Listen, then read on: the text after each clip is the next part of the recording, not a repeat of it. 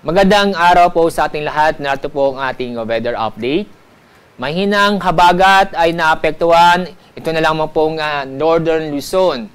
Yung pong bagyo na may international name Ampil, napakalayo na po sa ating bansa. Nasa layong 2,065 kilometers east-northeast ng extreme Northern Luzon. Dahil sa napakalayo po sa ating bansa ang bagyo, malabo na itong pumasok sa ating Philippine Area of Responsibility. At ayon sa ating latest image, wala po tayo nakikita o nabidabantayang panibagong low pressure area o bagyo sa loob ng Philippine Area of Responsibility. Bukas, mahinang habagat ay naapektuhan pa rin sa Northern Luzon.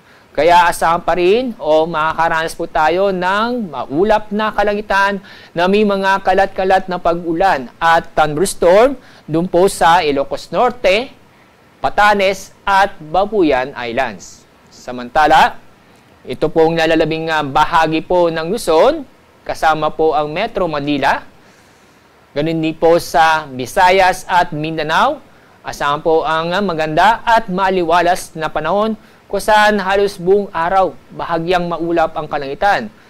Pero may tsansa pa rin po ng mga biglaang buhos ng ulan dahil sa mga localized thunderstorm. Pagdating po sa ating 3-day weather outlook, sa araw ng Biyernes, yung pong mahinang habagat ay maapektuhan doon lamang po sa extreme Northern Luzon. Pero pagdating sa weekend, tuloy na pong lalayo o hindi na tayo maapektuhan ng habagat. Kaya, sa susunod 3 araw, inyong makikita, maganda at maliwalas na panahon ang inaasahan po natin, maliban lang po sa mga localized thunderstorm.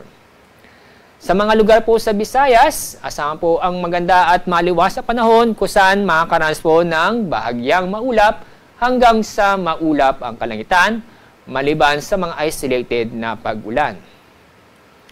Sa mga kababayan po natin, sa mga lugar po sa Mindanao, maganda at mainit na panahon inaasahan po natin sa susunod 3 araw. Maliban lang po sa mga localized thunderstorm, kadalasan yung mga pag-ulan na yan sa hapon o sa gabi. Ang araw pong lulubog, mamaya pong 6:19 ng hapon. Bukas, ang araw sisikat sa ganap na 5:42 ng umaga. Yan pong ating weather update mula sa Pag-asa.